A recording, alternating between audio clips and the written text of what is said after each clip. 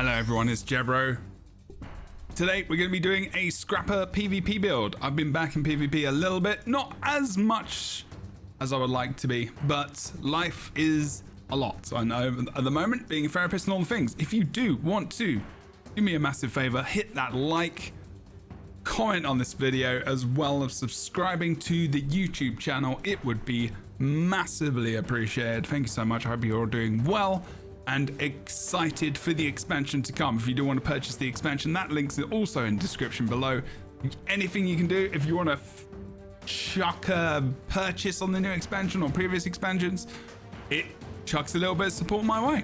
Otherwise, let's get into the video. Scrapper with a hammer. Unusual. I've got a million scrapper videos. Why is this one different? Well, one, it's PvP. Two, balance is a bit all over the shop at the moment. Yes, I know. It's always interesting. PvP at the moment is fairly quiet as well, but having some fun on this build. So I thought I'd throw it out there, as I haven't done a build video for a good few months.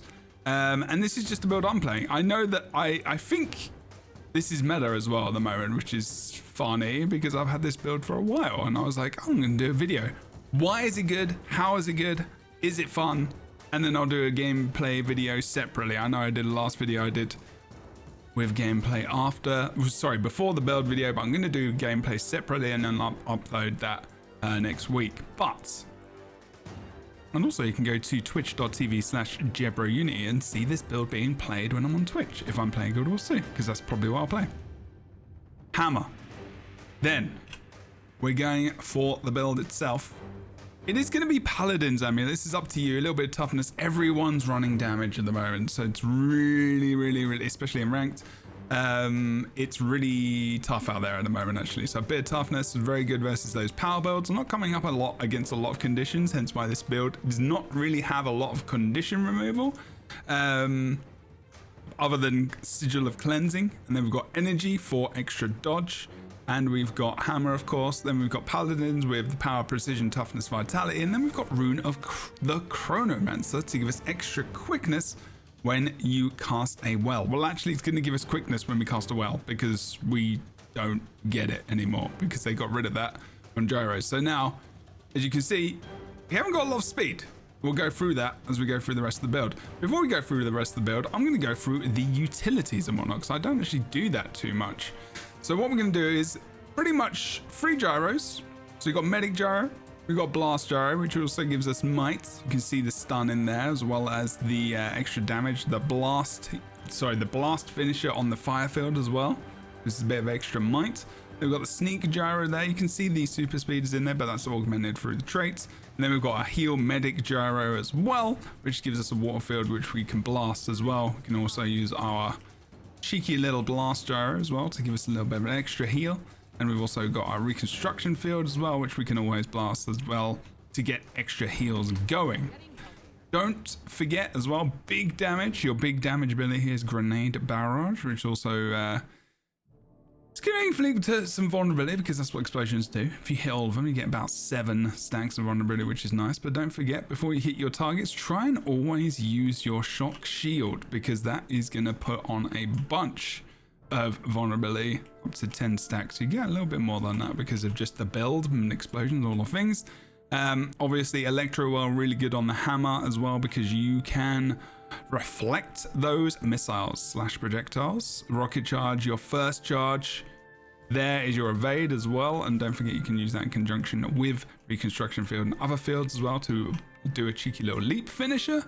And then of course you've got your thunderclap, which sets up a nice 1 second or so stun on your enemy targets. So you can set up things like grenade barrage, you can set up another slick shoes or something, or as well as your grenade kit and get your poison out, as well as your things like your shrapnel grenade as well.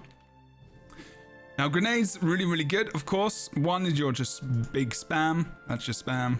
When you've got no abilities other anything else coming out, you know, you probably want to watch you use shrapnel grenade of cooldown and saving things like poison grenade as well, so people don't heal up as much, and also to delay those skills off cooldown with your chill if you know they've used big abilities, for example. and using flash grenade for things like, you know, downing enemy targets, or if you just want to pop off a little blind here and there to make sure they don't get off some key abilities onto you. If you know you're in a bit of trouble, using that grenade can help you to get out of that trouble as well as, and not having that big follow-up damage on you.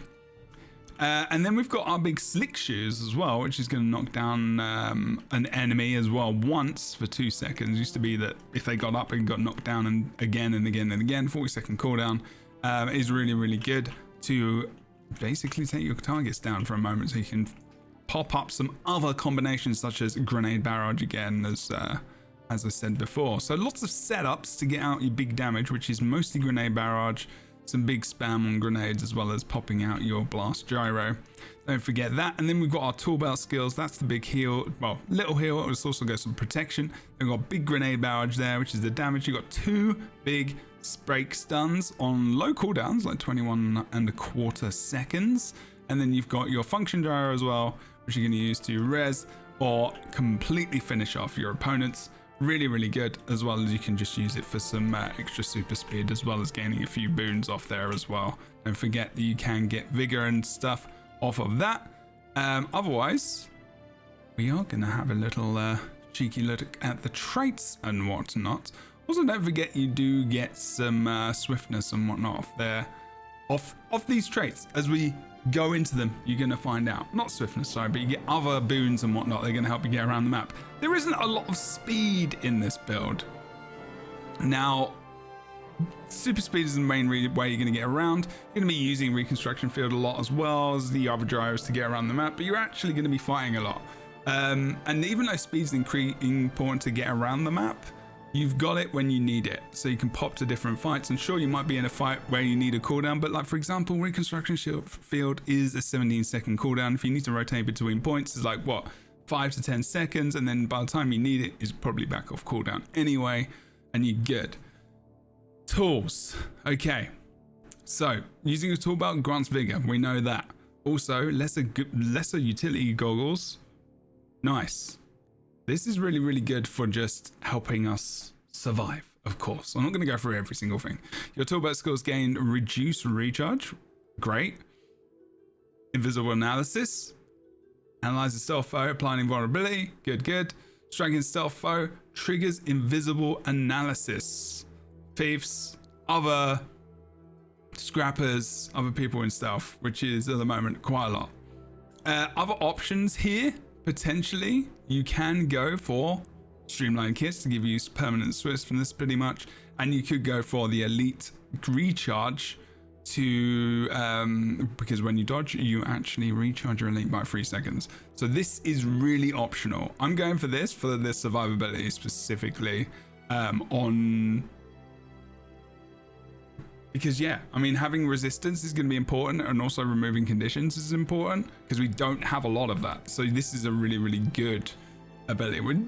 A lot of these traits have changed in tools as well. This used to be cooldown reduction in toolkit skills as well, and they've changed it completely to just be the elite recharge reduced every 3 seconds, because it was in addition. I don't think it was every 3 seconds either. By 3 seconds. And then we've got kinetic battery. So gain kinetic charges when you use a tool belt skill, and maximum charges gain a burst of speed, which is quickness. You also get super speed as well. So we're getting that trait back, which was taken away from us, which was kinetic accelerators back here, which used to give us quickness on wells. So that's all of the tools, and it's all based around vigor as well. So strike damage dealt is increased while you have vigor. If we're using it, make sure you've got vigor when you're using your abilities. So if you're gonna pop off grenade barrage, you know, use it in conjunction with something else like that, or function gyro maybe as well. Bigger cooldown, really up to you if you're gonna use it, but you know, if you got vigor, you're gonna be doing more damage. Explosives. Explosive entrance kind of comes in here, not as much, but we're going for lesser grenade barrage, of course, on your heal.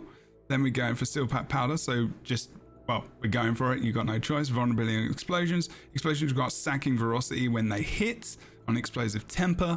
And then we've got deal increased strike damage for each stack of vulnerability on the target. Makes sense. And they deal increased strike damage to foes with a lower health percentage than you. Hitting with an explosion heals you over a few seconds. You're permanently hitting them with explosions. You get 303 heal over 3 seconds. And you know, you're permanently pretty much doing that. I mean, it's worth, you know, it's been fun to use this. Again, another direction you can go could be Blast Shield and then going for Flashbang, of course, doing the classic days, but this is a bit different.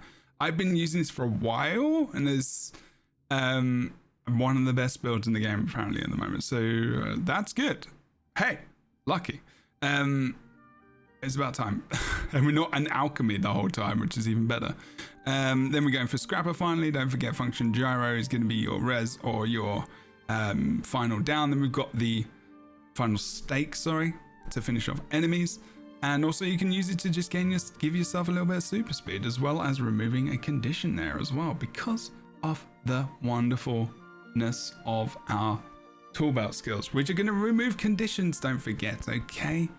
Don't forget about that. Good stuff. That's what mechanized deployment does.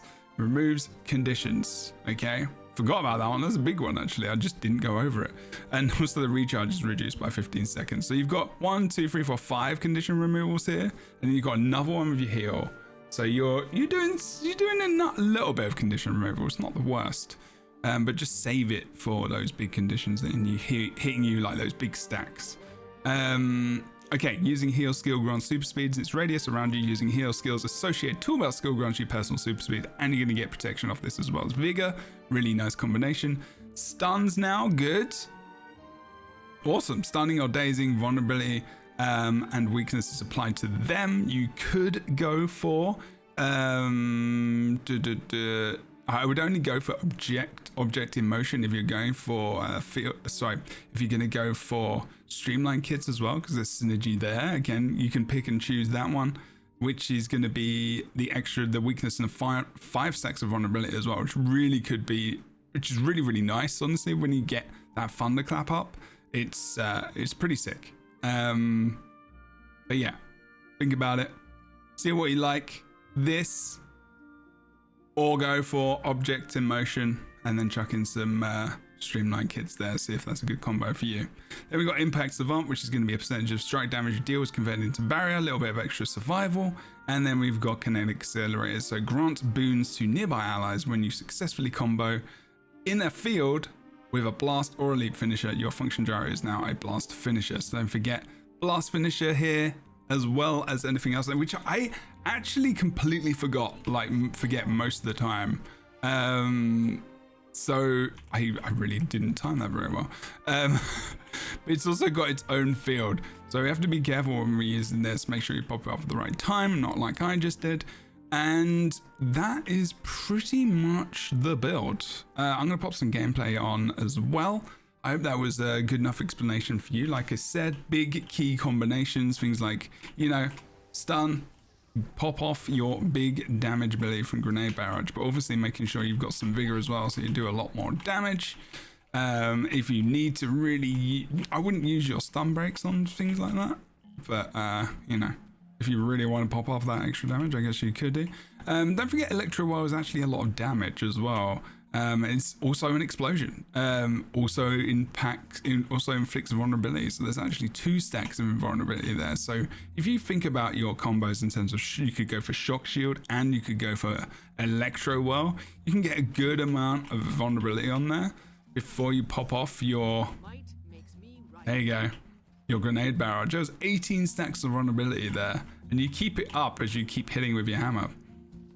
Bang, bang, bang, bang, and you can just keep popping up the explosions as well, and you are going to keep having that vulnerability coming off as well. If you're in team fights, you're getting some nice AoE vulnerability, because obviously there's enough projectiles coming out from these grenades that you're able to get some significantly beautiful stacks of vulnerability in team fights as well. So I wouldn't 1v1 with this build.